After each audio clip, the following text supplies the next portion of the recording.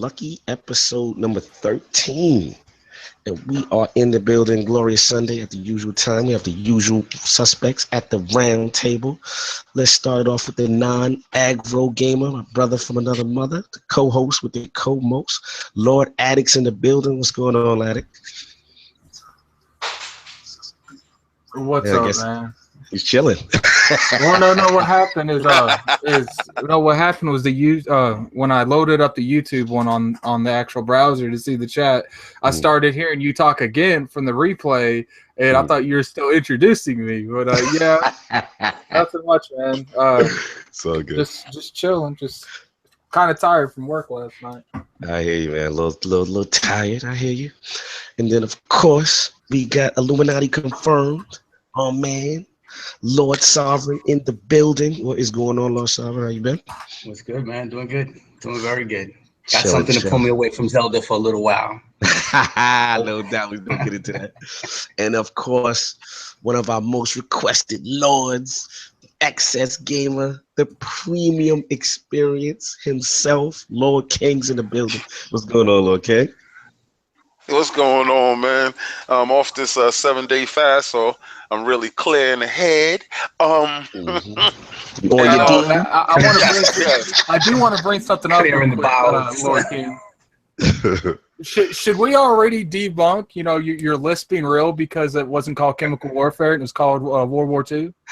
I feel like that is a technicality. I feel like that is it. The word is technicality. No. You guys said that list is real, my friend. That list is not real because Call of Duty is not called Chemical Warfare. At what point in time did we agree that it had to be verbatim words? Hashtag fear the incorrect list. It's all good. Why does that list scare you so much, my friend? It doesn't scare me. You're wrong. You need you need to stop. It's a Call of Duty game. Listen, it's a Call of Duty game. It's a Call of Duty game. Put the list out. It's a Call of Duty. I don't care. Listen, I don't care. Look at you trying to backstep. It is a Call of Duty game. You trying to nitpick and you're trying to, because you're afraid. You know what happened? You know what happened? Because I love how you just jump all into my intro with this. But thank you. You know what happened? What it was it was a game that blew your mind, and it was the Dark Soul joint that scared the crap out of you. And you said, "Oh my God, there's actually a Dark Soul game coming, and they're gonna show it." Fear the list, my friend. But thank you for jumping into my intro and and cutting my intro all short. Like I ever trip you when you walking in the door. I never trip you when you walking in the door. But thank you for sticking your foot out, my friend. Lord King was clearly missed last week. I was heavily active in our chat room. Active in these streets, though. That was the one podcast I needed you there, Lord King, and you want to I know. Shout out to Lady Bella. That was a great one we had last time, but definitely Lord King was missed. The fans were craving that matchup. That was lit. So we can get into it from Lord Cognito. First, we're gonna get a real quick everything. What's up with Lord Kissmo was in the building. What's up? I just want to say what everybody's been playing. I know for me, off the jump, it's been a little bit more Switch game. I've been messing around with the Bomberman R since the 60 frame per second upgrade. Tremendous difference.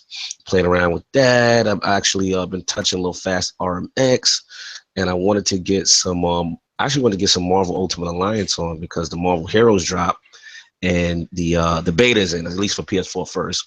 But I gotta wait for the Xbox One. But what have the Lords been playing? Let's start with you, Lord Addict. What's been going on with you? Played Recore. They've been playing Halo Wars too. Oh, so you didn't like the trip up, right? No. Sorry. I apologize. We both stating facts. You stating facts. I play Halo Wars 2, and I'm stating facts that you lost the bet. The bet ain't even start yet. One game on that list was incorrect. You know what's crazy? You know what it is? I gotta place this solely on the shoulders of Lord Cognito. I must place it solely on the shoulders of Lord Cognito because Lord Cognitos have you terrified of bets. because you betted him on Destiny 2, and he has you in these streets right now because you $700 in. So he has you in these streets. Scared to death. We don't have anything on the line room. There's no money involved. There's nothing. All it is you checking it off on my back, and you probably looking at me on a live podcast, just looking at my face. You already messed up. It's so Call then, of Duty. listen. All right, so then be ready to check it off on my back. You lost no money here. It's fine. It's okay. You could come off the ledge. Because you, my friend, are traumatized from Lower Cognito. Trying to throw the spotlight somewhere else. Like, it's that way. It's not this way. No, you're traumatized. So, as we were saying, what have you been playing? Lord Sovereign, let's get to you. Let's skip over it. Let's get right into it. So I've been I've been playing a little bit of Wonder Boy: The Dragon's Trap on Switch. For me, basically, I consider me a PlayStation 4 Switch gamer until Scorpio comes out. I'm not touching anything else on Xbox. I feel you. So Xbox is collecting a little dust now. We might have cockroaches in your Xbox. Yeah, it could be. Yes. So the Wonder Boy is something else, man. I mean, for somebody who's a big time Sega Master System fan, to see that game remade the way it's been remade, it's a beautiful thing. It controls beautifully. It looks beautiful. I mean, it old school gameplay for sure, but man, it's pretty. Yeah, I've heard good things. Lokai Batsu has told me good things about it, so I've seen he picked up as well. So, Lord King, what have you been playing this week? I've been playing The Wolf Among Us. Nice. I started going back to my Telltale games because Guardians of the Galaxy from Telltale was just released. So I'm trying to clear up all my Telltale games. I finished the both Walking Dead series. Nice.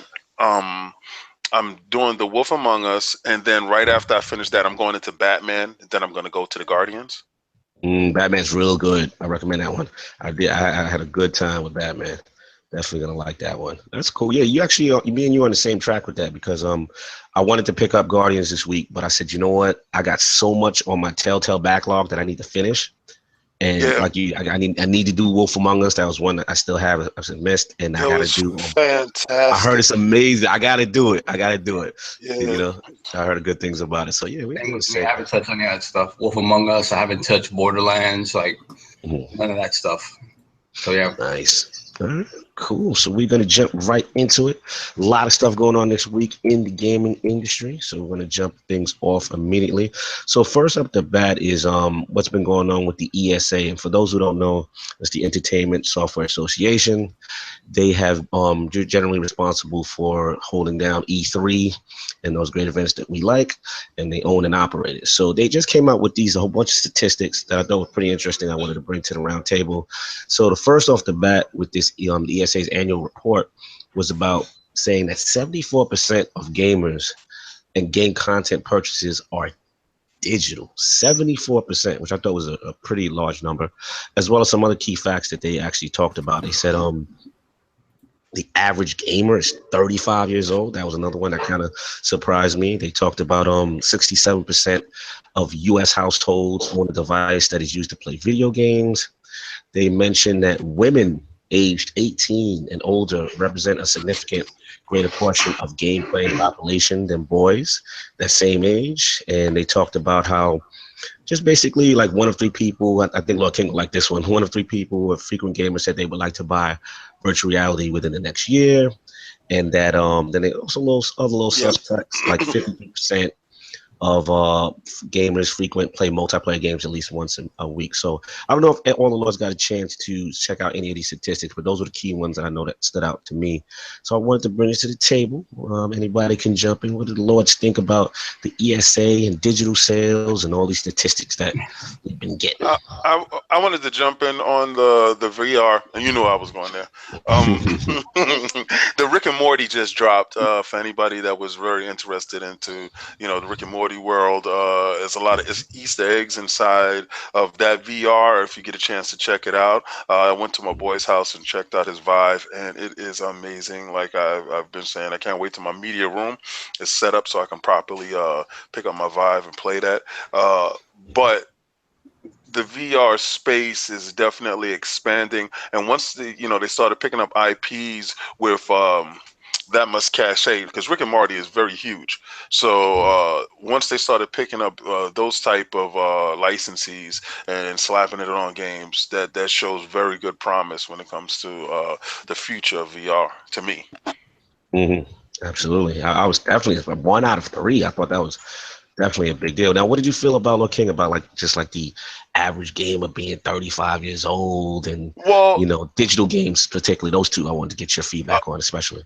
Well, okay, it makes sense for the average gamer to be 35 and above. Because of financial reasons. Video games aren't cheap. They actually go up in price yearly, to be honest with you. We noticed that it started off, it was like $49.99 or whatever, and we started getting games that were $69 on the average. So you say $59 is the average now, with taxes and stuff like that. So average consumer is purchasing 3 to 4 games a year. You have to have a stable job. You have to have internet. You factor in all these prices, and it lends to a mature individual that can hold down all these financial stipulations that come with playing video games nowadays. So yeah, 35 works. Cool. Any of the other lords' feedbacks? Lord Attic, what do you feel about these stats that's going on right now, these ESA streets? I think it's pretty standard. I think we've pretty much known the majority of that. Nothing particularly surprised you? What about the digital aspect? Nah, I've always known that. Now you are the resident young buck at the round table.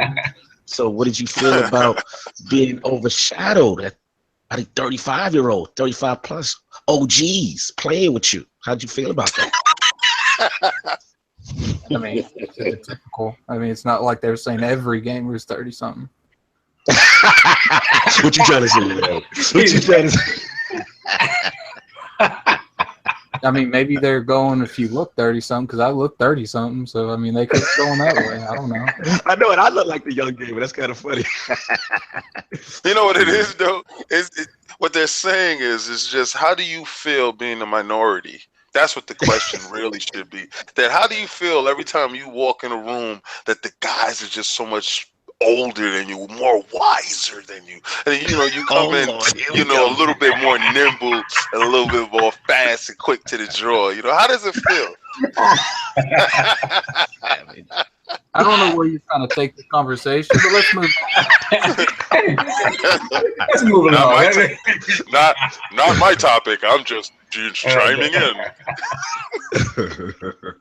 Lord Simon, what do we feel about the ESA statistics, everything you've been seeing? I think what it proves is that Microsoft was right. Microsoft was on the right track. When they announced the Xbox One in 2013, they did a few things. They did a few things wrong in terms of how they messaged it. Obviously, coming out first with all that media stuff and not talking about games hurt them. Although I thought there was an exaggeration. You don't bring out a game machine without games coming. So people blew that out of proportion. The whole unfriendliness about trading games and things like that didn't come off as consumer friendly at all. But all the other stuff they tried to implement, it's coming to pass now. It's coming to pass. And if you look at those numbers, they're as high as they are. 74%. You have to assume that's a lot of PlayStation gamers, the people who didn't want this, people who made a big whoop about having an entire digital future and not having physical games. So I think it was obvious that it was coming.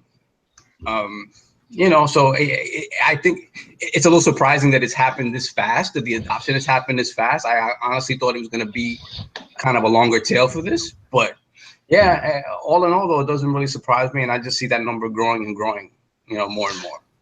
Yeah, man. I mean, I'm with the Lords on this. I think the Lord 7, I definitely agree with you on that. Is that I, you knocked it out the park as far as the Microsoft thing. I was just laughing because and me and Lord Kings had this discussion in the past where everyone was so. I mean, let's be honest. Microsoft got demonized with their initial, Yep. reveal with the whole digital thing, and it's going to be. Now, the messaging we know was clearly bad. We know that, but the actual execution on what the foresight for the future was not. They clearly saw this digital age moving forward and the convenience. I mean, you just got the sales, you got the spring sale, the holiday sale, games of gold, all this stuff, and everybody's really taking advantage of it. So that's one thing that I definitely see that they were definitely visionaries in terms of that. And it's proof that people are adopting it. And it's so funny because, a lot of these games that we play are always online games. These little things that we were so resistant, or the gaming community was so resistant back then at 2013/2014. And it's just funny to see how it's just steadily rising. And you got companies and entities. I got a question. Yeah, go for it. Okay. I got a question. Do you think Microsoft should have lied? Yeah, they got vilified for telling truth. So I think this is the thing. This is what I'm talking about. This is the parent syndrome, right? The parent knows best, right? The child doesn't know crap. So the parent knows best, and I feel like Microsoft being the parent, let's just be facetious with this. Microsoft being the parent, and they know where everything is heading. They put the marketing dollars into the situation. They put the research dollars into the situation. They put everything behind making sure that the company is very successful. And all the researchers and everything said, okay, we're going digital, it's going this way, and soon we're going to always be online.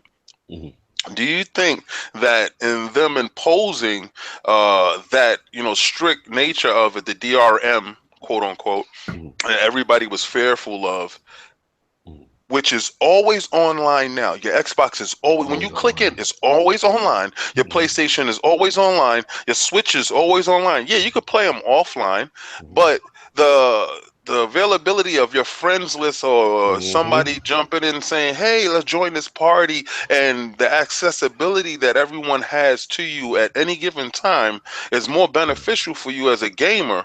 And Microsoft foreshadowed this and saw this ahead of every other company and was ready to move forward and got demonized for it. And we're at that point anyway.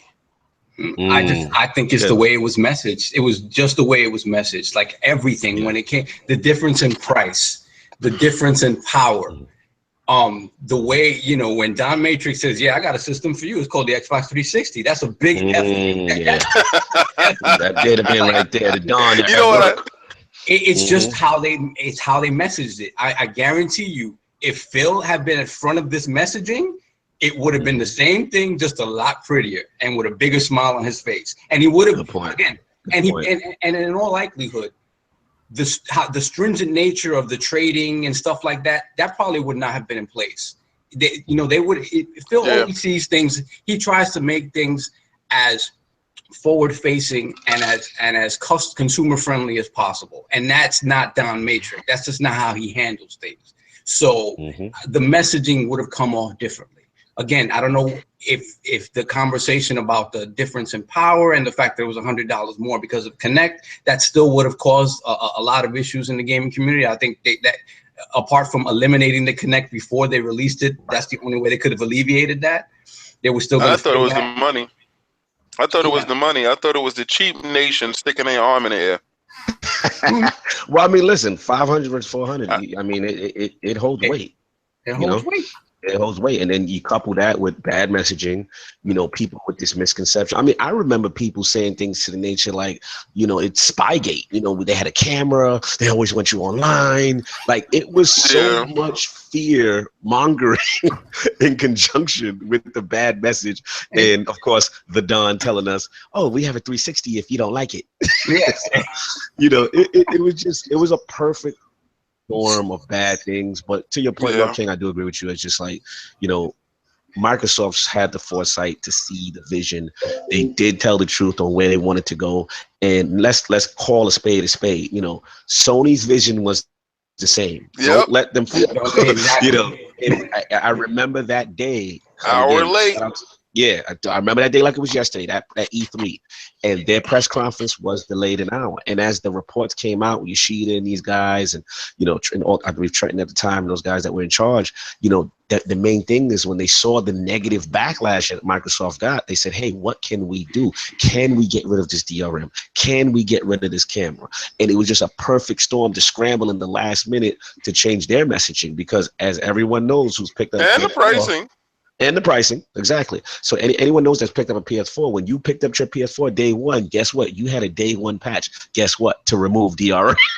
So all that stuff. It was 7 hours. It was Yeah. 7 hours. I will never forget me turning on that system, and it said chill out for 7 hours. 7 hours. Yes, I get it. It's funny to see how these things play out. I just thought the ESA reports were very interesting. Just seeing this tremendous rise in digital sales, and just people finally getting with the times and realizing, hey, you know what? I can, do this from the comfort of my own house. There's a lot of advantages of it. And, as Lord Addict has pointed out, the game sharing is huge. I know Lord Addict, we talked about that a lot. So, and then with the other things, as far as the reports, I just wanted to touch on real quick, was, the average gamer thing. That did surprise me. As the OG, one of the OGs on the podcast board here on the round table. I was actually surprised. I'm like, wow, this is no longer a young man's game. I've seen it though. We've seen it, but it was surprising to see the number, and I'm like, wow, that's pretty interesting, that kind of thing. And even the the rise of female gamers, I thought that was pretty interesting and stuff like that. So, just some real cool trends. Well, they do include mobile games, so a lot of the female population's coming from them too. So. Yeah, you got just this rise, man, and then with them being a high percentage more than was it over the 18 than men? Like, I was like, wow, that's crazy, that's deep. Like, I didn't realize that. So it's just showing how the industry is growing and trends are moving. So I thought that was interesting. So if any Lords got anything more on that before you jump into the next one? Nope. Nah. Oh, good. All right. So I'm going to hand this next one off to Lord Addict, because I know he's got a lot to say about Xbox Fanfest Fiasco. Wait. Oh, man. I'm going to give you the opportunity to step in first, King, because I know it's still on your chest, and you still...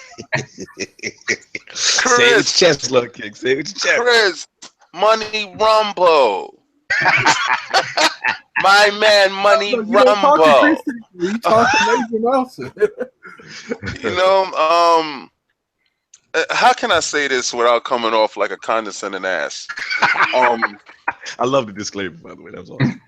This is because you know what? I'm not gonna lie. Chris last year was fantastic. And I don't want to rest it solely on Chris' hands. It just happens that, he laid an egg, and it's not his fault because he wasn't actively managing people walking in the door like he was doing last year when it went off without a hitch. Like you should have done.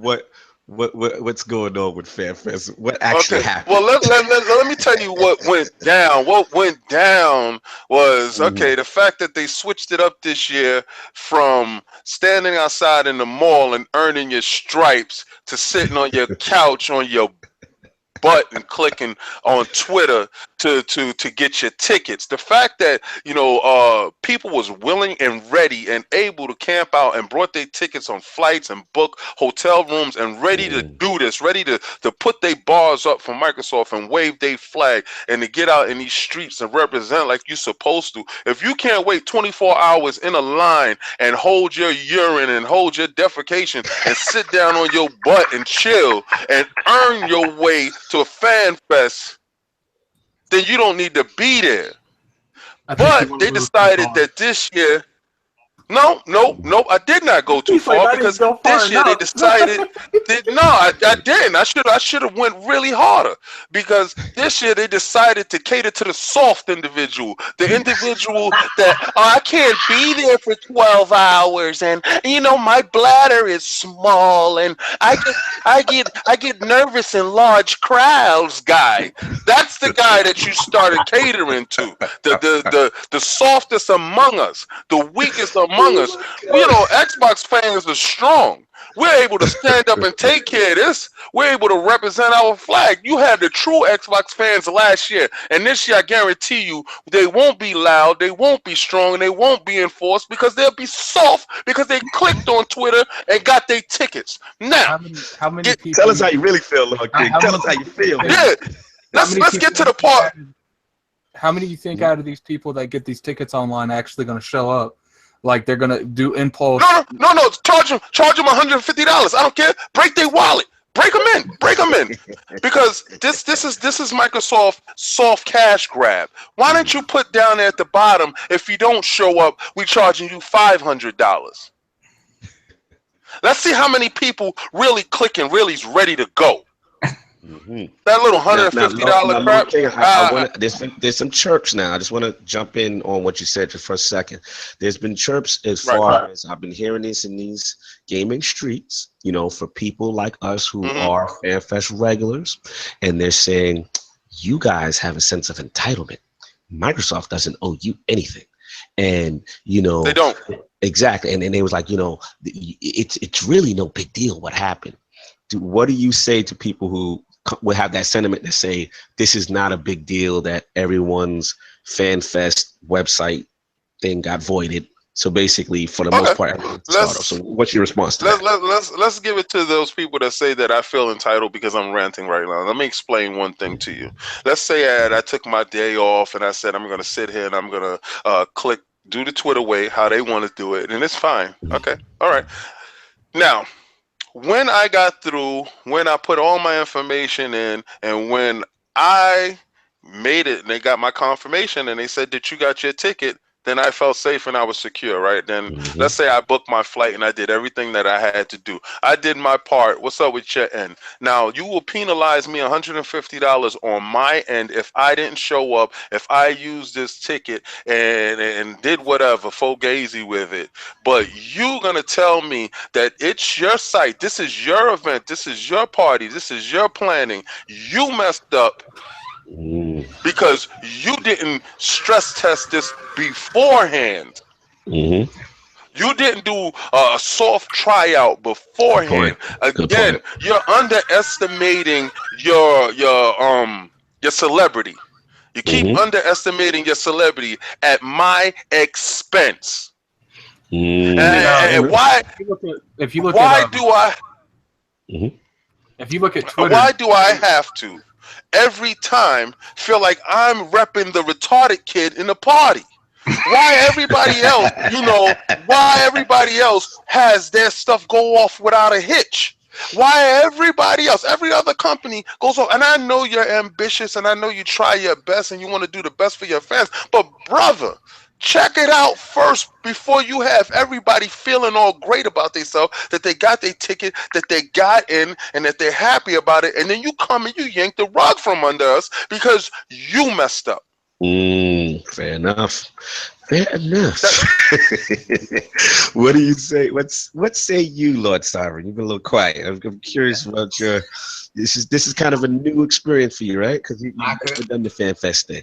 No, I completely agree. I took off the day last week to be on my home connection, exactly, to be sure that I could have the best possible chance to get my ticket.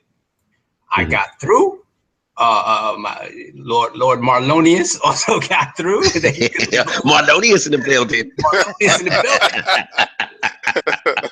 I was in the building too. Good. As I'm communicating with all of you guys through Messenger and whatnot, it seemed like everybody got through. So I was like, yes, I can't believe it. We're all going with it. This is amazing.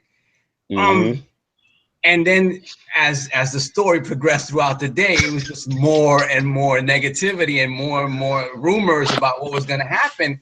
And it's just it's ridiculous. It's absolutely. I agree completely with Lord King. This is something this was going to happen. You knew this was going to happen. You knew you were going to get bombarded with people.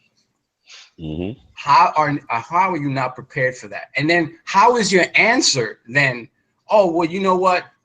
Anybody who got a confirmation, a full-on confirmation saying congratulations, here's your ticket. Nah, forget it. It's completely, it absolutely, it just shows that, they listen to some criticism of how things were done in the past, and they tried to improve things, and they did not prepare for this. And it's ridiculous that you would not prepare for this, because as much goodwill as you have going into E3 with the Scorpio announcement and everything new that you're promising, it just feels like it sours the whole situation. To be perfectly honest, honestly, this coming Wednesday, I don't know that we have a chance in hell now. I mean, the chances are really, it's going to be brutal. I mean, because it was a dedicated fan base that was aware of it and was on it. So now that they botched it, and now a little bit more attention has been brought to it, and now they're doing just a one-shot thing, from my understanding. Now it's just all 400 one shot, no more drops. So it's gonna be tough. It's really gonna be tough. Honestly, I understand the limited numbers in terms of getting people into the briefing, but honestly, off of this, they need, if they're going to continue FanFest, and again, they don't owe us anything. Right. It's our prerogative to go. And the fact that they provide it is cool. It's just, if you're going to do something, do it right. And that's just it. And considering the lengths people have to go to get to this, that you should always take that into consideration. So my thing is, what they need to do is, 400 or 500 people for FanFest generally, and the E3 briefing. But they should also expand all the other activities to include other Xbox fans that maybe they cannot get into the briefing. And that way, you kind of, you make other people happy also. It's gonna cost you money, but I think it's the way to go. No, I feel you. Let me get Lord Atkin, because I know I'm ready to go off too. So I want to get Lord Atkin on this too. So I'm ready to go in. So Lord Atkin, I know you holding your gun ready. Where you at with this, man? All right. I don't have issues with what happened. I understand that certain stuff happens, stuff that they couldn't anticipate. I'm with Lord King when they should have took more precautions to anticipate the traffic that their servers are going to get. And what's funny is, if you look the day before, people were asking them, are you sure that your servers can handle something like this? And Chris is all Twitter saying, we got this. We already took precautions. So obviously, it's something like that. You can never know how many people's truly going to be interested till it happens. My issue is the 5 hours between we messed up to we make an announcement. Holla, let's go. Let's get at it. I was talking to people, and they were saying, if I see people on Twitter saying, if you went out and bought tickets, that's on you. I'm like, so let me get this straight. I live on the East Coast, so I didn't get it. But let's say someone else gets that ticket, and they see the confirmation. No announcement's been made to say this is void. So I'm going to wait 2 weeks to get my ticket, knowing it could be more expensive. No, I'm going straight to an airline and straight to a hotel and book it right then and there, because it's going to get more expensive. Right then and there. Exactly. And I see people. There was on Twitter, 3 hours, not to cut you, Lord. It was 3 hours before Microsoft even made a statement that there was something wrong. So between that and 3 hours, flights could have been booked, hotels, the whole thing. And I think that's a great point you're making. Like that has not been overstated. Sorry, go jump back in again. But I had to jump into that. And people sit there. And it's like when Lord Cognito brought up the entitled thing. It's like, I don't really understand how gamers that went through a process the way you're supposed to got a confirmation. And it's like you guys have said multiple times, it's like winning the lottery twice. It's like, why should I have to win it twice? Why am I being penalized because you guys can't run something correctly? do they not think this would happen? And it's like, you know, I brought up in a party a couple days ago. I said it's like you know, the NFL hosting a similar event that's like the first 500 get a Super Bowl ticket, and then they end up doing some shit like this, and then you got like 1,000 people that have a Super Bowl ticket. See, if you put it in a perspective that's like, you know, a lot of people they like games, but they're not that serious, so this isn't that serious big of a deal to them.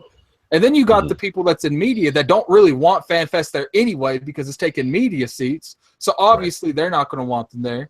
So, you know, you got to put it in perspective they want. You know, big sports people, imagine if you had a Super Bowl ticket in your hand and 3 or 4 hours later after you made the preparations to go where you're supposed to, they say, oh, we messed up. Well, you could have told me this 5 hours ago. Like, why did it take so long? They knew that 5 minutes after it went live. Yeah, it was a scramble because that's what happened to us because, you know, Lord Addict and myself, I mean, you know, as Lord King, Lord Sovereign is telling us, hey, they got in, you guys are confirming, we're filling out forms, we're getting the parts with credit card information and postal codes and that stuff, and all of a sudden the site is just not taking it. So you can tell at that point they were literally scrambling to shut everything down, but they weren't being transparent. They were just like, holy ish, something went wrong. We'll probably let more than the 100, because it's supposed to be, each drop was supposed to be 100 people per drop, right?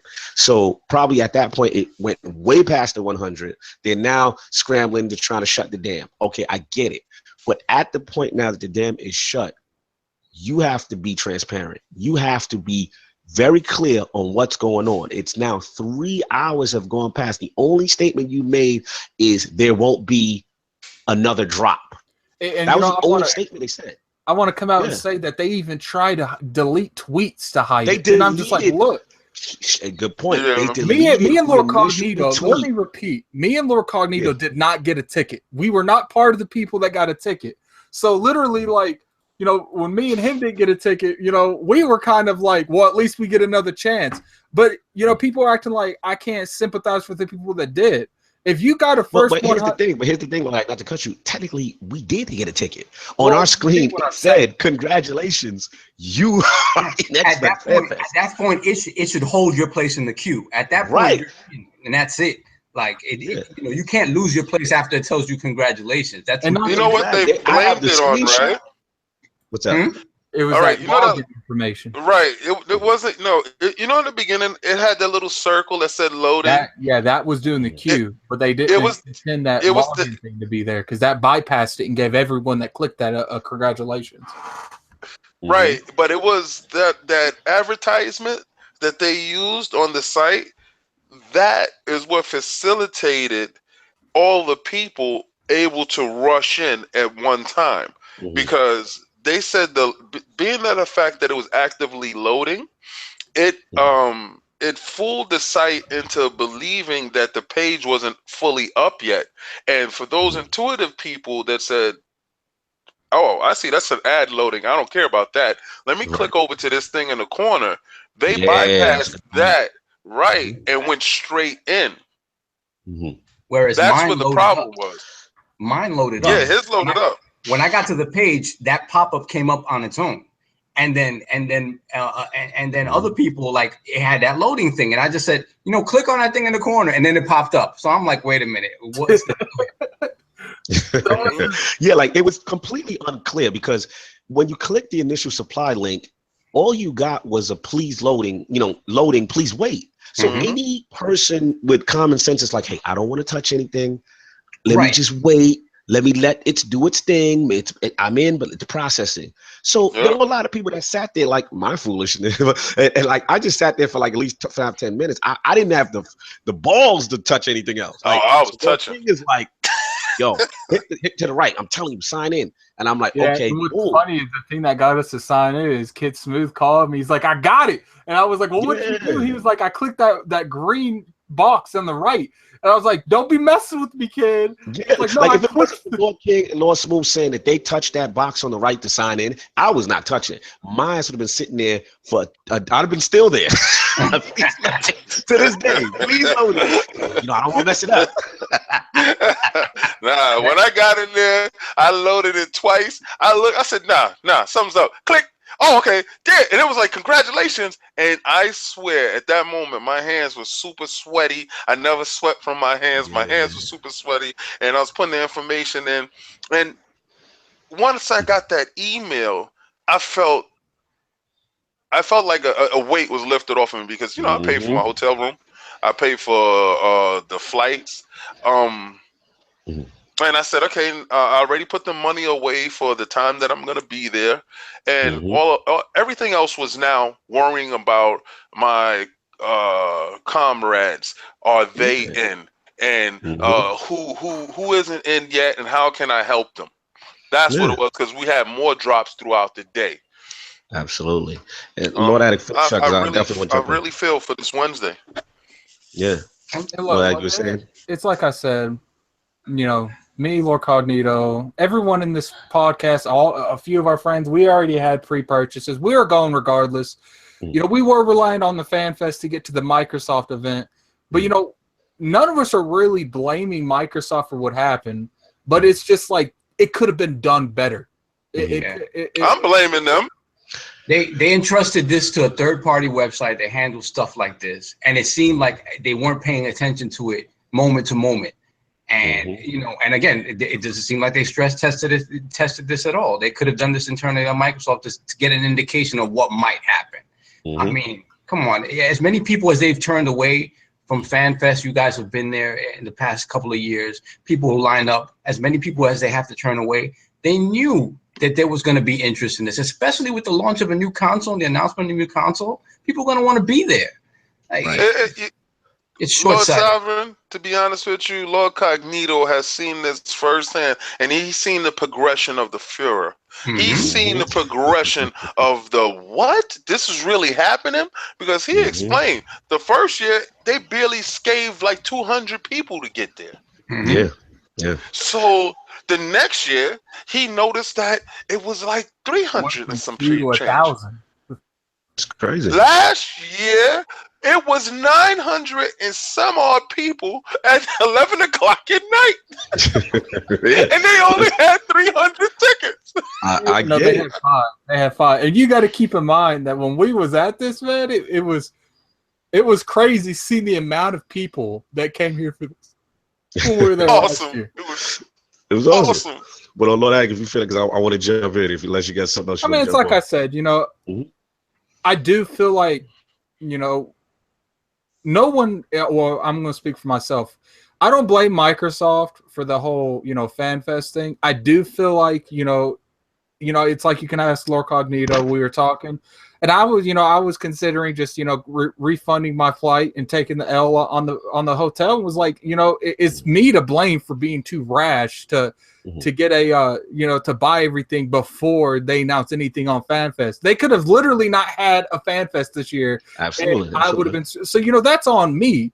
But at the same time, it's like they know people fly out to these things. This is something that should have been announced, February, March, early on in the year, so people would know, what's going on. So, if they would have told me something like that, I would have been a little bit more cautious to go out and spend, $1,100-$1,200 on flight and hotel. Absolutely. And I would have waited for the FanFest raffle. I never thought they would take it online, and that's my issue.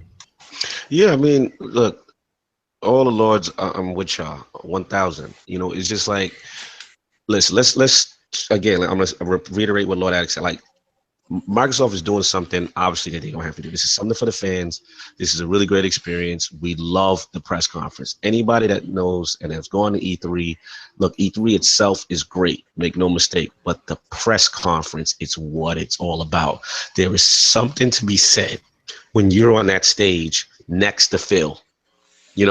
And he's doing these announcements live and telling you what's happening, as it's going on. There's something to be said to being in the building when that's happening. So that's the experience. Everything else is really good. You get to mingle with your Xbox brethren, people that we haven't seen in a while. Shout out to Lord Requeno.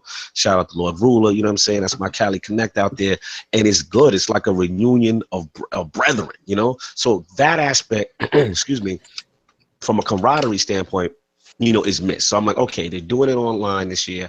I get it. Last year, was a mob. Let's not act like it wasn't. It was a mob. You know what I'm saying? And they probably said to themselves, you know, we can't deal with Lord Black Magic again. He's too rowdy.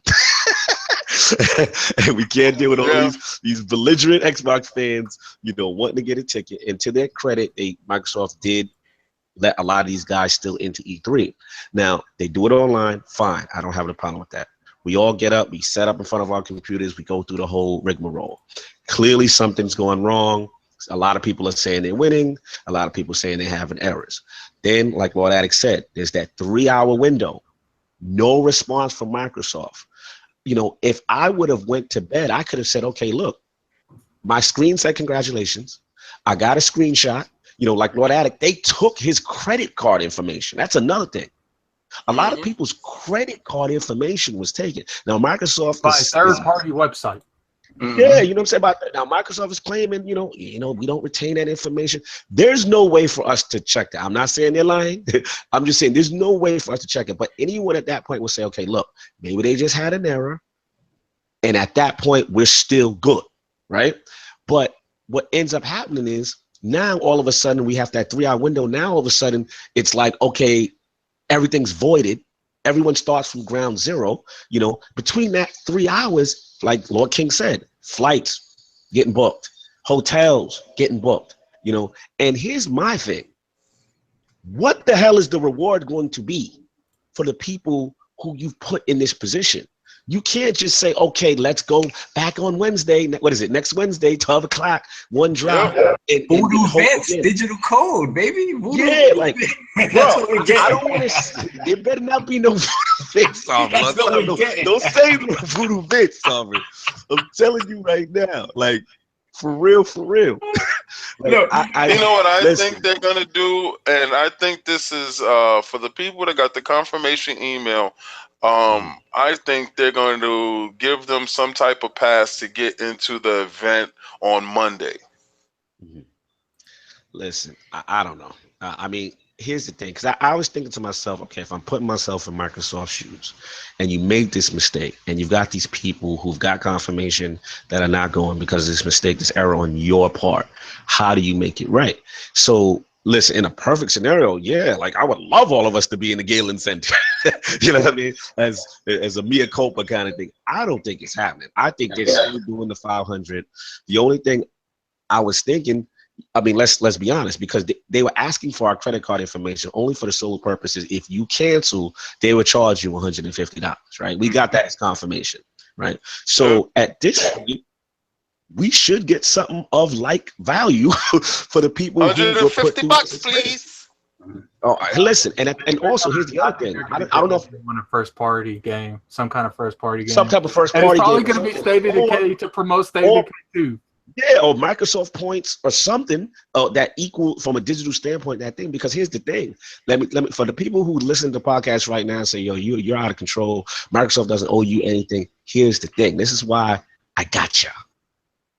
Microsoft sent me an email because I called that customer service number Lord Sovereign gave me. I emailed that Xbox Fanfest. I attached my screenshot saying that I won. I attached my URL saying that I successfully got in and it was just giving me a postal code error, right? All these things saying I won. I could have literally walked away from my computer, not checked Twitter again, and think I was good. You see what I'm saying? They sent me an email stating, oh, you know, Mr. Cognito, we're sorry, what's going on? You know, we're trying to get to the bottom of it. You don't book anything. I got that email like, what was it, Lord Attic? Was it like a full 24 hours later? It was a day later. It was like a day later. If you thought you got something like that, you're getting it like 5 minutes later, not a day later. A day later. So the fact that their customer service sent me a day and then is begging me, oh, we please don't book any flight. You know, we're gonna figure this thing out. They already knew they messed up. Mm-hmm. Now, again, am I telling people to take legal action against Microsoft? That's on you. All I'm saying is, as a good sign of good faith and a good gesture to the community, they need to do something. That's all I'm saying, because this was an error on their end. And they're having us go back to the table, and we all know it's going to be very difficult this Wednesday. I do think the one big thing that, like, I felt like it was a little slap in the face. Is this they're still using 100 for promotional purposes? I'm like, you mess up on the way you're distributing these, and you still keep 100 for your promotional purposes. I was like, the least thing you guys could have did was throw that 100 in the raffle. Like that's the least you guys could have did. Look, I really like Money Rumble. He's a good guy. Like I don't want to throw him under the bus. I'm not blaming him. It's just that he's. I'm blaming Money Rumble.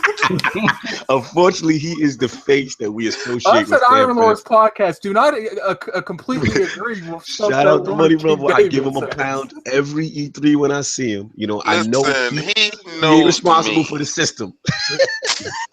You know me, Money Rumble. The funny We thing stalk about it- each other.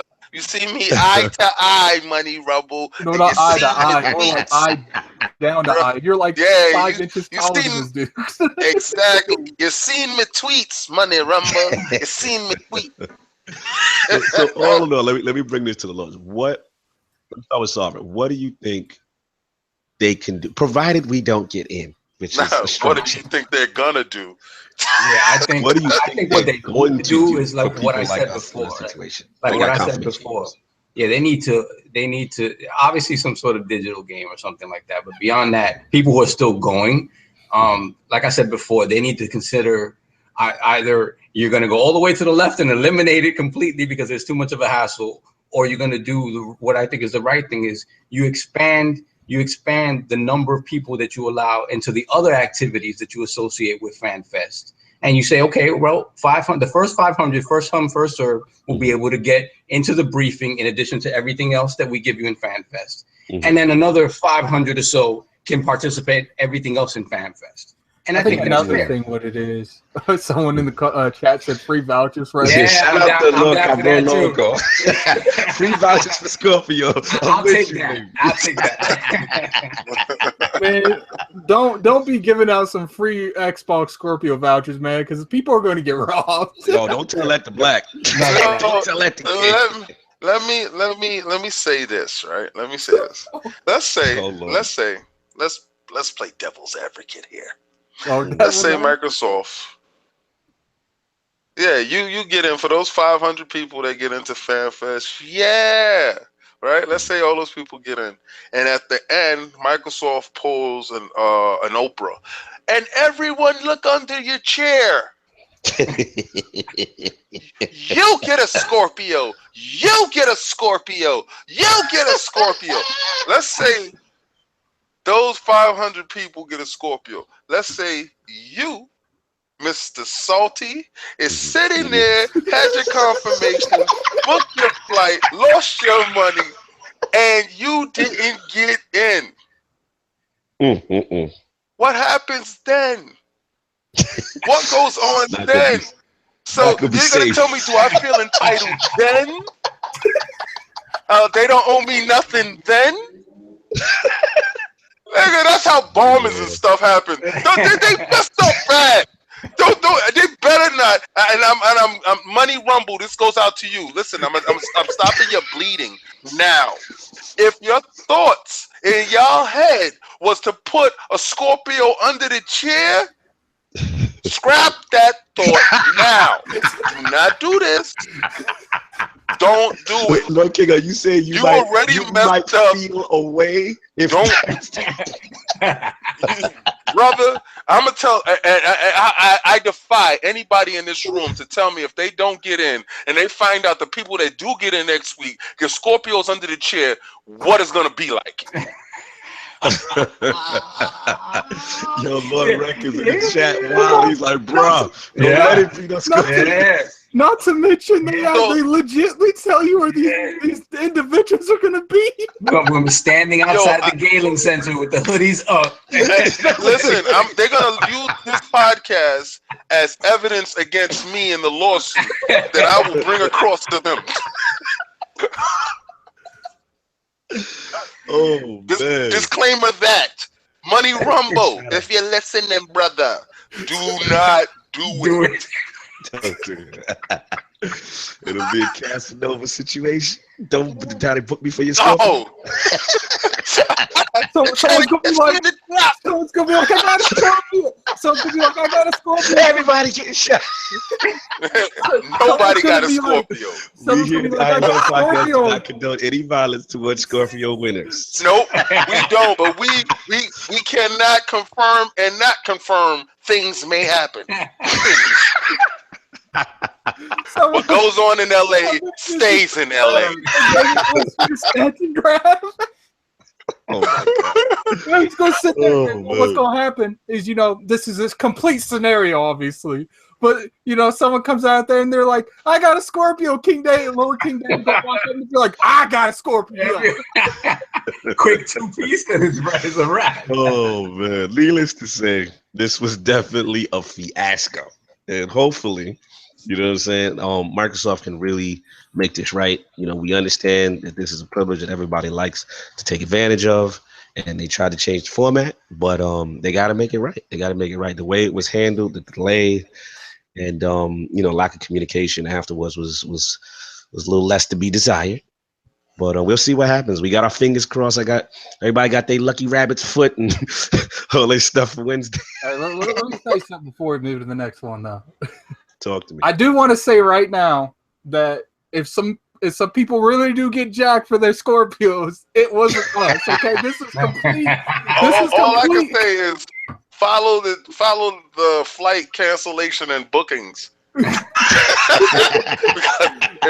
if Lord King leaves LA in 2 days,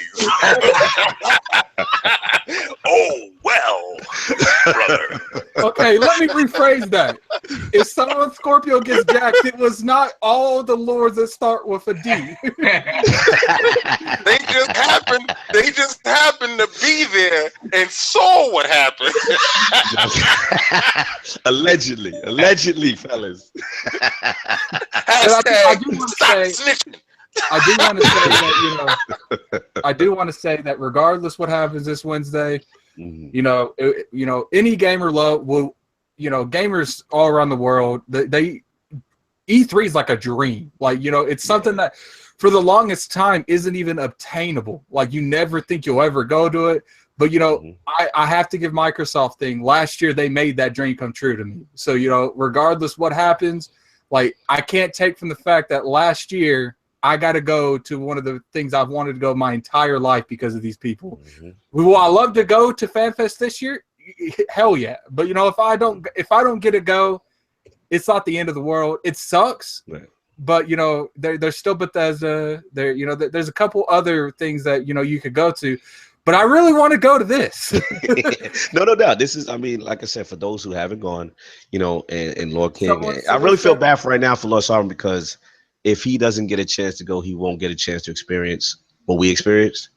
And it's just a premium experience, man. It's something to be said about having Phil out there on that stage, being in that lunchroom beforehand, the anticipation, and not just E3 itself, even the events after, like Microsoft really does a good job, of setting things up. And Lord Ruler and they know also, like, prior to that, in 2015, like, they rented out a whole club and they had like the developers there. That was when Gears of War, the remaster was there, and Forza, and we were right on the, the floor talking to Ferguson and these guys, and they had games there, and it's a good time. The alcohol's flowing and a little music, and it's so inviting. Like, I can't describe it. It's just, you feel like you're arm in arm with the developers and Phil, and you feel part of that Xbox family.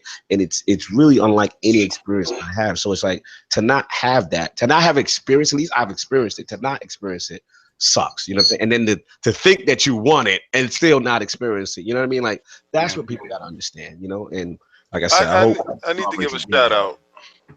Mm-hmm. I need to give a shout out to EA for doing their FanFest and everything going off without a hitch. No doubt.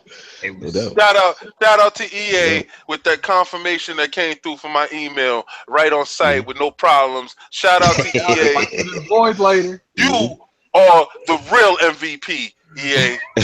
Shout out to EA. So, real quick, Carlos said, "Oh man, walking out for free Scorpio and getting jumped for a Scorpio. I will fight for the death." The Requenio asks, is that also if would E3 vouchers be sufficient enough? Would that be sufficient? I already got one. What happened with the people that already got one? Give me my $150. I don't think they would do that because just the fact that you could buy them this year, I don't think they have as many E3 tickets to fly around as they did last year. But in their defense, though, because as of right now, E3 tickets are still available. So they've not sold out. So people don't got that $250. It's not. Yeah, people don't got that $250 and then to fly out. So it's not under the realm of possibility to say, hey, we can give you an E3 ticket. This is no disrespect to Comic-Con. This is no Comic-Con. Right. Oh my God, Phil Spencer better have a free Scorpio and a Persian stripper at FanFest after this year. He's going crazy in there. He in the chat going wild. But we're going to move on. But we got everything out. Microsoft, please make it right. And for everybody jumping in there this Wednesday, hopefully everybody gets in. We'll see what happens. But we are going to move on. Lord Sovereign, you want to talk about Switch Gang and some stuff that Grandpa Nintendo's been doing lately. What's going on with Switch Gang and Grandpa? What's happening? Grandpa Nintendo strikes again, man. Always rear that ugly head. Okay, so what I wanted to talk about this week and bring to the Lords was basically the rumors that have surfaced, and at this point it seems like they're more fact than anything, because there are a few outlets saying the same thing, that there's going to be an SNES Classic Edition coming out towards the holidays of this year. So what I want to talk about was basically what that sort of means for SNES games coming out on Virtual Console for the Switch later on, and what and how that affects those games coming out to Virtual Console. And then basically the question, Nintendo has this thing where they know that their fan base is going to constantly follow them, and they kind of constantly support whatever archaic like policies and systems that they implemented into their systems, in terms of having to pay multiple times for games and the same games on different systems. So my question to the Lords is, can they continue to do this with regular consumers, not hardcore Nintendo fans, and still continue to be successful? Can they keep nickel and diming people and get away with it with anybody except the hardcore? So that's what I want to talk about. Yeah, I want to jump in on it. For me, it's like, I get it, because it's like the NES Classic, obviously we've seen the success of it. Everybody's like, okay, well, why are they discontinuing it? This makes no sense.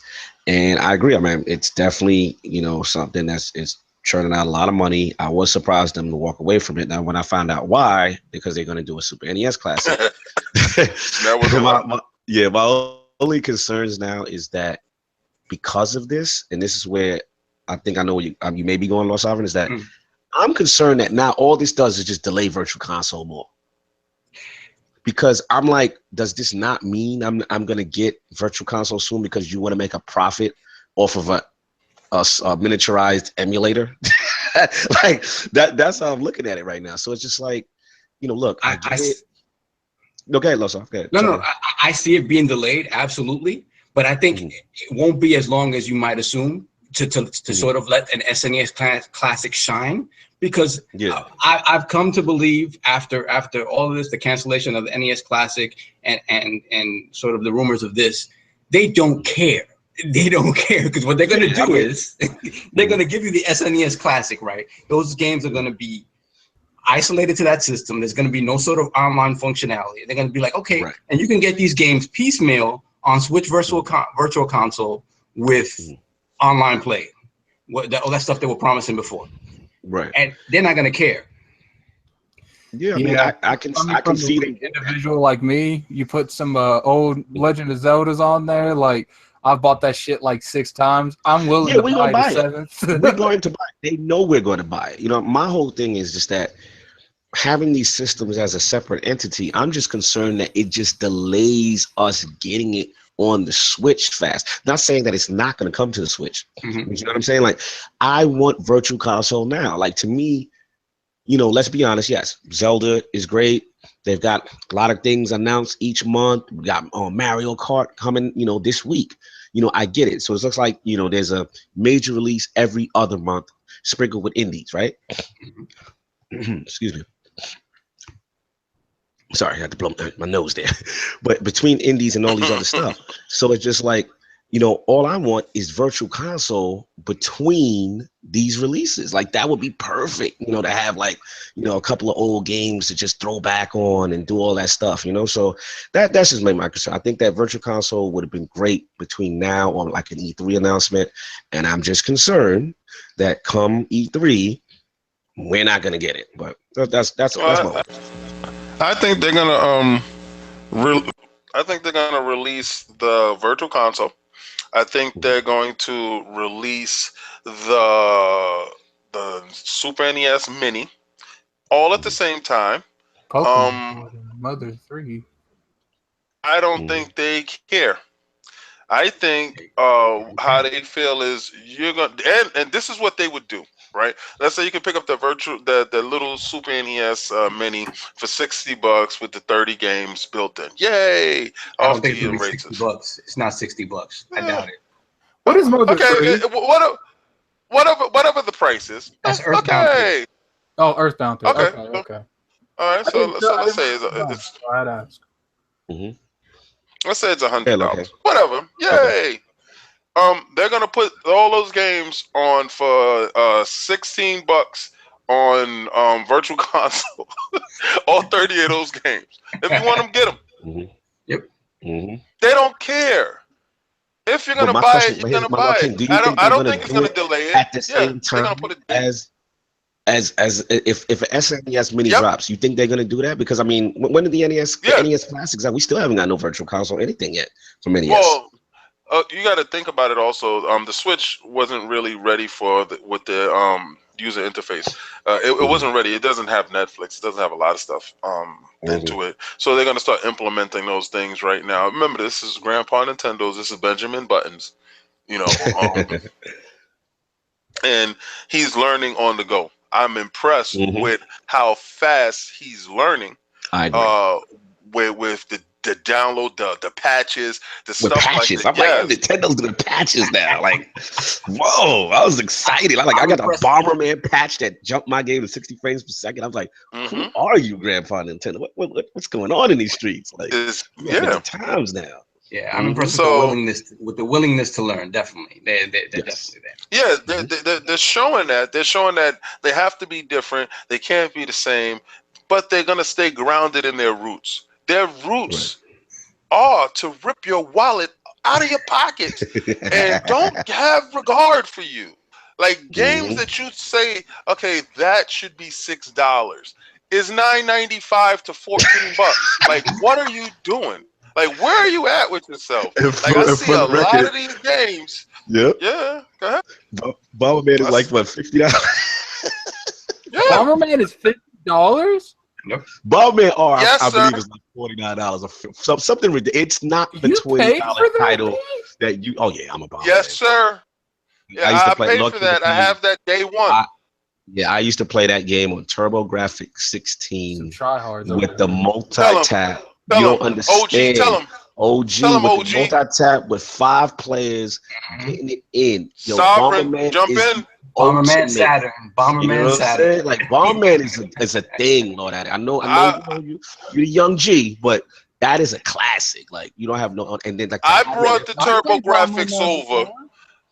I brought the TurboGrafx over. Lord Cognito brought the extended the what was that, the 16 player tap? He brought the tap. Everybody had to buy their own controllers. I came with 3 controllers. We had 16 players playing Bomberman. No doubt. TurboGrafx. Now, to your point, Lord Addict, I'm not justifying saying it was worth $50. I'm just saying that it's a classic in the sense. I remember playing Bomberman on the N64 a lot, playing the split screen a lot. Yeah, it's the ultimate party game, and they, like I said, in this one they have a lot of co-op modes and a lot of stuff. But enough about Bomberman. Go ahead, Lord King. Sorry, go ahead with the Grandpa Nintendo stuff. Well, Nintendo is known to have total disregard for your wallet. So and knowing these guys, I know day to day they're gonna drop the system. and they're going to drop Virtual Console because they're not going to produce a lot of these systems. These systems are novelty systems. So they're going to produce a novelty system that's not supposed to coexist with any of their online systems on their Engage system as far as 3DS or the Switch. Those are Engage systems. These systems that they're dropping is novelty cutoff systems that they produce a finite amount of them, and once that shipment sells out, they don't tell you that. They tell you that you can keep buying it because they want to discourage resellers. But resellers already know once I get it, I can up the price up an extra $300 and then resell it.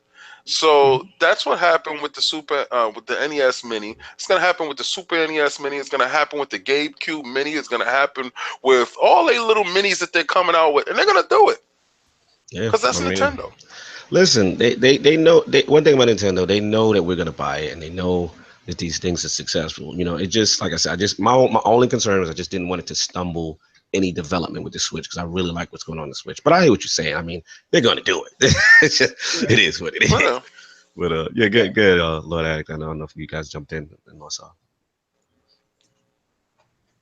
Well, like I completely, like I said before, and then Lord King echoed that. Yeah, they're not gonna care because it's gonna be a closed off system.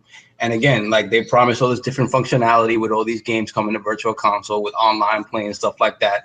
And that's what they're gonna use as a reason as a differentiator. They're gonna say, no, it's not the same. It's different. This is something completely different. And this is this is just something that we put out there, you know, as a nostalgia bit, and that's that. I think they should be a little more forthcoming about how long this product's going to be on the market before they discontinue it like they did unceremoniously with the NES Classic. But I think with SNES, the NES Mini. Yeah, I think what they realized though, that I think this is going to be around a lot longer because these games hold up better than NES Classic games. I agree. I guess to your point, I guess that's why I'm a little frustrated. So that's why it bothered me because that's the emulator that I really want. Exactly. Bad because Super Nintendo, I have so many positive memories. That was my first Nintendo system, really, that I purchased. And I'll never forget, Lord King will tell you, like, I remember going to his crib like it was yesterday and seeing F-Zero for the first time. He had the Japanese Famicom, Super Famicom. He had it before the States. We went to his crib and I said, what is happening with gaming? What was it, Mode 7? It was Mode 7. Yeah, you saw ActRaiser. Yeah. You saw ActRaiser, F-Zero, and Super Mario at my house. And I'm never going to forget it. Pilot Rings. Yeah, I'm never going to forget it because you got to my house at 7 a.m. in the morning. And it was you, and shout out to Lord. Lord Ha was there, right? Wasn't Ha there? No, it wasn't Ha. It was. There was a whole bunch of lords back in the day that came through. It was just one Lord that came with you that morning. Basketball. Was it Oz? Was it Lord Oz? Yes, Lord Oz. Lord Oz was in the building. Yeah. Lord Oz with you. I'll never forget. But I gotta. My question to you, Lord Cognito. Seeing the value in the Super NES Mini. Yes. Would you still do Virtual Console, or would you just pick up a little mini that has the 30 games on it? I'll be honest, these minis don't do anything for me. I mean, listen, I like the physical. Portable. Yeah, I like the physical aesthetic of it. It looks cute. Yeah, I remember when I had that. That's nice. I got the new-ish.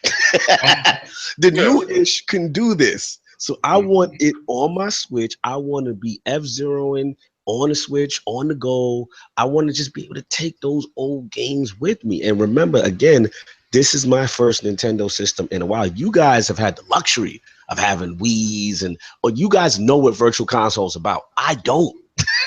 Like, this is my first time. I never purchased. Oh, okay, I didn't know. And then I just did some research, Lord Sovereign. Like, I guess on the Wii, they had the Shinobi arcade joint that I got in the crib. Y'all remember? We virtual console is the greatest. It absolutely yes. The virtual console has Shinobi arcade version. If y'all look at my avatar right now in this chat, that's one of my favorite games of all time. You know what I'm saying? So we had that. I got the arcade standalone in my crib. Lord King will tell you. Yeah, we got pictures, all of us, all the lords. I bought that game. You know what I mean? That's how much I love Shinobi arcade, the arcade version. So to have all that library, I'm like, I want it. Announce it. Announce it. Come on. Like, that's where I'm at with this. I don't care about these little remix, little systems in the side. That's nice for the collectors. No doubt. I want it on my Switch, man. That's where I'm at with it. I agree. If I could get my hands on an SNES Classic and just put it up on a shelf, fine. But beyond that, I want it on my Switch. Yeah, man, that's all I'm saying. But yeah, this is a good one. Lord Addict, you cool with the mini or? Okay, with the mini. Okay. And that's his answer. Savage. He's a savage. So if we good on the SNES stuff and Grandpa Nintendo stuff, so we can move on. And Lord King, we've got a controversial topic that you want to talk about with some development. The PlayStation 4. Well, let's just say this. Let's keep a spade a spade. Everybody that picked a PlayStation 4 purchased a Roach Motel. The facts have come out. Oh my god. The facts have come out. Your system is a preferred system of roaches. And oh my god. It's nice, it's warm, it has a little heater inside for the roaches, and some memes that have been spreading around show little beds for roaches inside your PlayStation. Oh my god. My question to all you PlayStation heads. Are you happy with your Roach Motel at this point? That the facts have come out. This is actual news. This is not a joke. This is not me disparaging your console or my console because I got 2 Roach Motels in my house. And I look at them kind of funny right now because do I put a combat in the back of them? Should they ship the PlayStation 4s with a combat inside the box? This is all I'm saying. Because are they attracting roaches? Oh my god. I don't like roaches. I just want to know. Is it a problem that it's the preferred console for roaches? I'm done with you right now. Lord Addict, Lord Simon, y'all can jump in on this. I don't even really know how to tackle that. Loose, Lord Sovereign, you got something for this? Listen, I consider that I keep a clean home, so my hope is that I don't have anything living inside my PlayStation. And if I do, stay in there and die in there and don't come out. But my system is working fine till now. Well, on that note, I mean, obviously, I saw the news. It was a bit humorous, obviously. In the issue of fairness, most, as a tech, people know you go to people's homes or you send people stuff. People send you stuff for repair. Who knows what you'll find when you open the innards? But I thought it was kind of funny that the way the techs that were actually repairing PS4s were talking, like it was like the perfect, housing based on the warmth, the way the capacitors are, the way things are. Like roaches find this thing amazing. Like that was kind of funny. So it is what it is. It's just one of those things where it's just like, for whatever reason, just with the design, I guess they can get access and they like it there. But I wanted to ask Lord King about his second part of his thing, his topic, which was about the Slim, right? And you wanted to talk about, did you feel like there was a need for it or something to that effect? Was that your question? Well, my question was, being that the Pro is out and we've seen it in action and we see what it's what it can do. Is it necessary, knowing that the Pro hasn't lived up to expectations, in my opinion, owning one, and should I had stayed pat with my regular PlayStation 4, because it seems like everything is geared towards the regular PlayStation 4 anyway. Is the Pro necessary in today? Is it was it warranted? That's the question. That's a good one. Lord Addict, where you at with the Pro? The Pro, I don't really care. Let's ask this a little bit more specifically. When it comes to the Pro, like, Savage. it's just gonna be the thing I buy above the PS4. Like, if the Pro wouldn't have came out, I would have got a PS4. Like, I don't really the games that I want to play on the PlayStation, I don't really think is gonna get, like, you know, it don't really matter to me. Like, I want to play Kingdom Hearts. That's what I want. So, like, regardless what I get, I'm playing Kingdom Hearts. Like, I get what they're saying, but, you know, when you see Digital Foundry, like, completely pick it apart, it's like, is it worth the extra money? Nah, for you. Now, Lord Anchorman, he's actually jumping in. He's saying he's already seeing the result of the Pro and the fanboy arguments. So, yeah, I mean, for me, it's like one of those things where it's, at the time, I was very interested, you know, when it was announced, just to see. I'm a techie. I want to know what's the most powerful things out there. I want to, you know, see what's good. But, you know, to Lord Anchorman's credit, you know, the jumps haven't been as significant for me.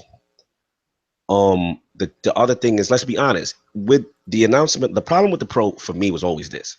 It's not that it was like garbage or anything like that. It's just that we knew coming into that something better was on the horizon, right? We knew during it was born under the shadow of Scorpio being this eventual thing that would surpass it. So now when we know what Scorpio is now, and that you've seen the benchmarks and Digital Foundry going into it, it's kind of tough, you know, for a person who hasn't had the Pro. And I'm gonna be honest, the other thing that kind of killed the Pro, again, it's just Lord Cognito speaking for himself. I was ready to get my Pro back. As Lords know, Lord SWAT, I sold my PS4 standard to Lord SWAT. You know, him and the wifey, they wanted a PS4. I figured I'm going to get my PS4 back. It was just a dead spell at the time, and I figured I was getting the Pro, right? During that time, Scorpio announcements. During that time, Switch. So that money went there.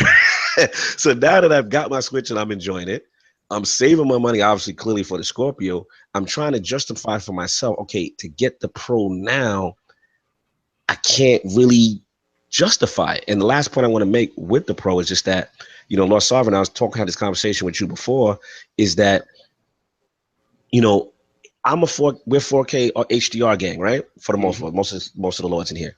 So, yes, you know, when I looked at their list, Digital Foundry did a breakdown of all the PS4 Pro games, and like half of them wasn't using HDR, and I'm like, that's ridiculous. You know, and then it's like, you know, some games here, you know, the checkerboard, and I don't care. As long as the checkerboard gets the resolution looking great on a 4K, it's close to 4K native, I don't really mind that.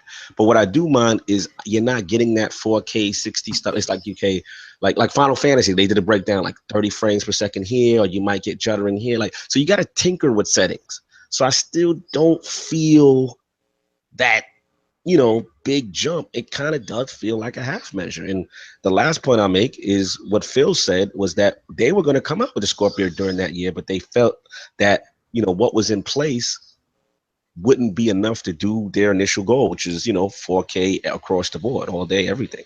So that's just where I'm at with it. You know, am I knocking people for getting it? You know, may I eventually still pick them? Well, it's possible. But right now, I can't justify it, not with Scorpio on the horizon. And I still have my Switch, so that's where I'm at with it. Well, yes, Lord Sovereign, do you have anything to chime in on this? Yeah, I mean, for me, I've always been. Is a Pro a necessity? No. For someone like me, I always like to try to be at the forefront of any type of tech coming out. So. You know, when it comes out, I'll be one of the first, to kind of jump out and get it. And there's growing pains that go along with that. So for me, I was very aware that what was coming, what it was capable of, but I knew I wanted to get a 4K TV at the time, and it was like a perfect storm to get all these things at once. And I said, well, you know what, I'm just gonna get the Pro, because that's what it is. It's the most powerful version of the PlayStation 4. It's the best way to play PlayStation 4 games. I want to have it. So that's just how I approach it. For the average gamer and the average consumer, no, it's not a necessity. It is absolutely a half measure. What I do think it did, though, it kind of, I'm not so sure how I feel about these kind of mid-cycle refreshes moving forward, and what's going to happen beyond the Pro, and what's going to happen beyond Scorpio, and if they're going to continue this sort of cadence with, you know, where with the next Xbox after Scorpio being a huge leap, and assuming that the next PlayStation is going to be a huge leap, then what do we see after that? But I think when you're talking about, my hope is that moving forward, all of the, whether it's Sony, whether it's Microsoft, they're taking the mentality that your library needs to move forward with you. They have to create this ecosystem that's flowing from generation to generation, and you can't do that when you start all over every 6 to 8 years. Correct. That is correct, right? So it's important that you maintain these sort of incremental improvements moving forward. Should the jump be bigger? Yeah, the jump from initial beginning of a generation to mid-cycle refresh should be more along the lines of what the Scorpio is. It should be a considerable jump. Right. Lord Sal, can I jump in one quick? You made a point that I know I'm going to forget. Yeah. And you made a point about at first you weren't being sure about you know, the mid-cycle, mid-generation refresh, right? Right. Now, what I wanted to bring is I'm very curious to see, because let's be honest, the way Scorpio is designed is different, right? And what they're saying is that this is the first time the hardware is being designed to the current engines that's in place. And according to Digital Foundry, like, you really can't do that when you start with a brand new generation refresh, right?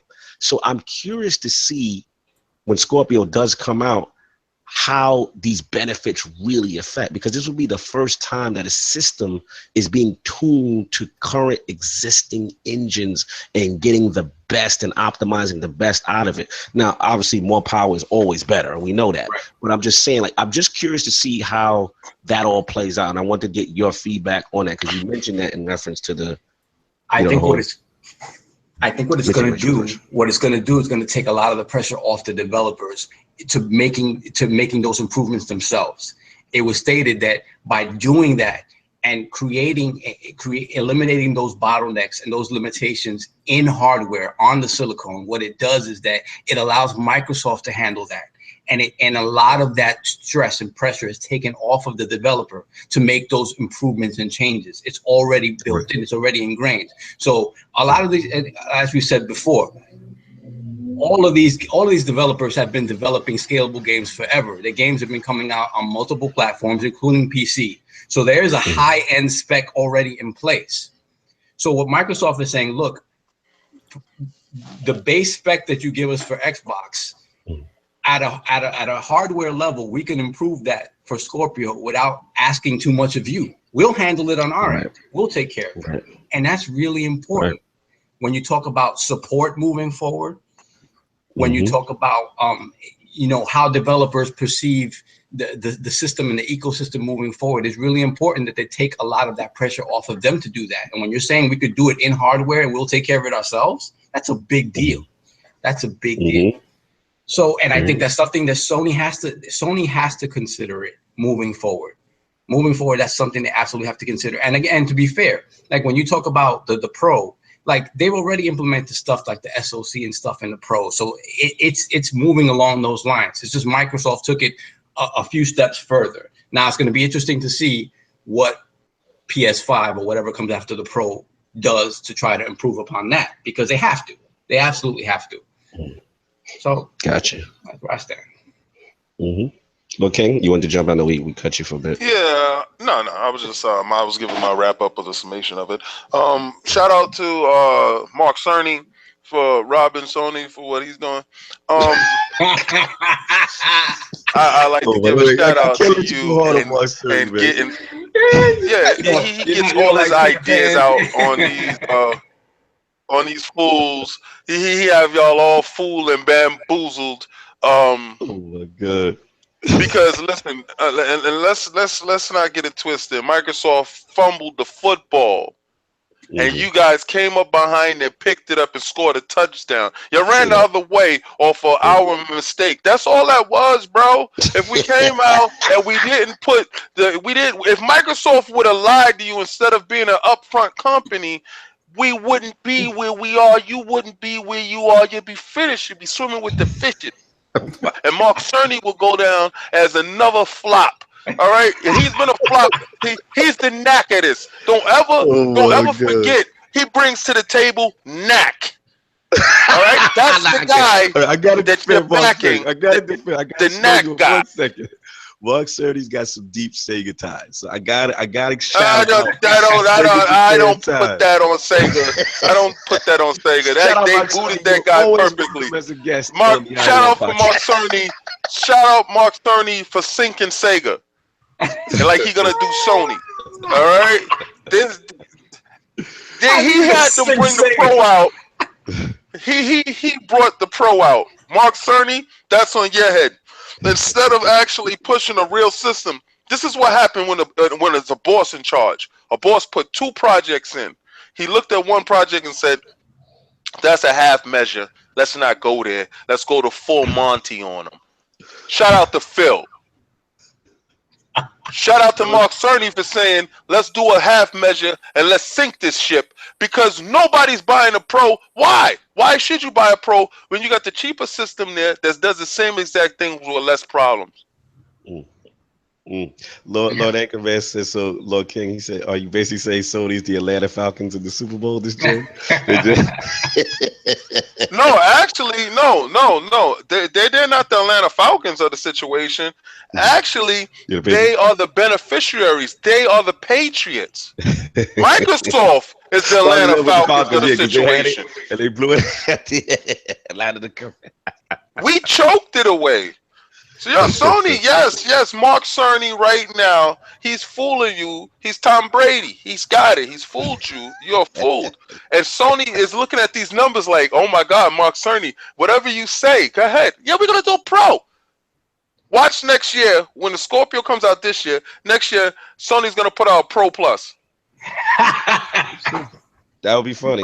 Be a 4th layer. Listen, because of Mark Cerny. The knack man. You are going in on us. I don't know where this is coming from. You know why? Because he's a charlatan. He's a charlatan. He's a snake oil salesman. We know you. I see straight through you, Mark Cerny. They don't see through you because you gave them sake and you fooled them. You don't fool me, Cerny. You put out knack, and I know what you about. Watching. Shout out to Mark Cerny, always welcome to the podcast. Yeah, disclaimer. You can come defend yourself. Hey, Knack Man, come defend yourself on the podcast. We're waiting for you. But on that note, I feel where you're going. I feel where sentiments are as far as the pro. Lord Attic, I know you're a little quiet. Lord Anchorman's asking for you, by the way. Where are you at with the? I just want a little bit more from you on the pro. That's all. When it comes to the pro, I mean, if you want it, you want it. You don't, you don't. I mean, there's not really a whole lot to talk about the pro. I mean, it came out, it did what it was supposed to, I guess, and people like it. People don't. I mean, in case you ain't noticed. When's the last time you guys even really heard hype about the pro? I mean, yep. They never hyped it themselves. They made sure to be as low key about it as possible. I mean, and this because they knew it was a half measure crap. This isn't really like I know a lot of people want to watch this and think it's like we're Xbox fans just shitting on the PlayStation. Like, look, like I'm going to get a PlayStation eventually. Because I want to play Kingdom Hearts and Final Fantasy VII, that it's going to come out first on PlayStation, and that's worth it just there. But I will buy Pro because it's the better product of the two. But it's not like it's a whole lot better. I mean, I'm not going to sit here and act like this thing is like the Super Bowl of football because it's not. I feel you. Putting it in perspective. I'm just upset. I'm coming from a standpoint of purchasing 2 Pros. All right, so don't sit here and tell me, "Oh, you're a Microsoft fanboy." No, don't tell me that crap. I don't even want to hear that. I got 2 Pros. So when y'all can get one pro, then you can judge me. Shut up. I don't want to hear anything y'all got to say. I got 2 pros. Gamer. You know what the greatest thing about this is, Anchorman? I got a timeout button. You in timeout. Deleted messages. Yo, no, he did it. Savagery in the Iron Lord podcast. 300 seconds. Lord, Oh, so you was putting me on timeout last week? That was you? No, that's the first time I've ever put anyone on timeout. No, we do that too. Look. Oh, okay. Oh, okay. Shout out to Anchorman. I had nothing You realize he's going to go to Twitter, right? He's going to go to Twitter. The chat is lit right now, but on that note, Soft, you good? You got everybody's good on the pro? Yeah, absolutely. Yeah, we good on that pro. Sony's good on the pro. Oh my God. Shut his mic. He's getting loose. We can't get no Sony guests anymore. Yeah, we gonna get Sony guests because I want y'all to come in here and y'all better come in here with 2 pros or better before you come at my neck. You know what it is? I gotta holler at Lord about this. We gotta start having him on these Sony subjects. Shout out to Lord about this. But on that note, we got another one in the books. Another great show. And Anchorman left. we're gonna close out. Shout out to Lord Anchorman for making the chat live. Requeno. Also the homie, forgot his name, Cabron Loco, was in there tearing it up in the chat today. So we're gonna close out. So let's get it around the table. Brother Lord Addict, another mother, what's going on with you? The Addict Show. Where can the people find you and all that good stuff? Find me on YouTube, Gaming Addict, Xbox, Room to Kill, PlayStation, Room to Kill. A bunch of numbers on Switch, but I don't know them. Social Security. Steam, Gaming Addict. Yeah, I'm kind of really thrilled right now. I just put Anchorman in timeout. I'm going to really use that a lot here in the Just silence our viewers. Oh, no, I'm not silencing our viewers. I'm silencing him. Look the at muscle button. To be honest, I didn't know it would delete his messages. It went ham on him. Messages deleted by Iron Lord's podcast. Messages deleted by Iron Lord's podcast. Oh my God, we're gonna hear it. We are gonna hear it. Lord Soft, where can the people not find you? The people cannot find me on Xbox Live at BX Sovereign and a PSN BX Sovereign, one word. Oh, and quick shout out to my brother, Lord Kaiser, Lord Kai Batsu. Happy birthday. Happy born day, Lord Kaiser. Yeah, happy born day, brother. Now, for your brother, you got to get one social media for his birthday. Yeah, he's forcing me to. He's forcing me You gotta to. get the Twitter account. Just Don't listen. Don't listen. Don't listen. It's the devil's work. Yes. On Twitter now. Don't listen. We gotta get Lord Soft in there for the people. You know what I'm saying? Get 1 foot out of the Illuminati. Don't listen. Don't listen. Where can the people find you? Excess Gamer. You can find the Excess Gamer, beloved. You can find the Excess Gamer at King David OTW on Twitter, Instagram, on Xbox Live, and on PlayStation Network. You can find me at Xbox 360 level 1. You're gonna keep going on and on about and that. Bearded Brother Podcast coming to you. Yes, sir. Bearded Brothers in the building. Of course, it's Lord Cognito here. You can find me on social media. Twitter is Lord Cognito. And shout out to playbackgaming.net, Dizzy and the boys. They got articles coming through. Shout out to RGM, Lady Bella, and those guys over there at Real Games Media, always giving us love, and we appreciate the support. We got a lot of things still more cooking, a lot of great guests.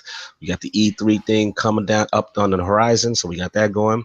And I appreciate that's gonna be live. That's gonna be live. Yeah, we got some surprises for that. It's gonna be real fun. Yeah. A lot of fun things going on for that. And shout out to the Fair chat. the Like the list. hashtag Fair the List. We got a lot of things going on in the chat right now, and I really want to shout out to y'all really getting out there. Except for Anchor, but we're not shouting him out. Shout out to Lord Anchor, man, for supporting us, getting out there, doing his thing. The Iron Lord podcast does not affiliate with his statement he just said. Oh my God. They have their little tussles, but that's our brethren right there. But yeah, we still the best podcast out here, man. I mean, support us. You know, we on iTunes, SoundCloud still. You know, I still get lots of requests. I'm seeing the numbers out there. Everything's rising and we're building slow. And it all starts with y'all. So show us some love. And on that note, we are out. Peace. All right, guys.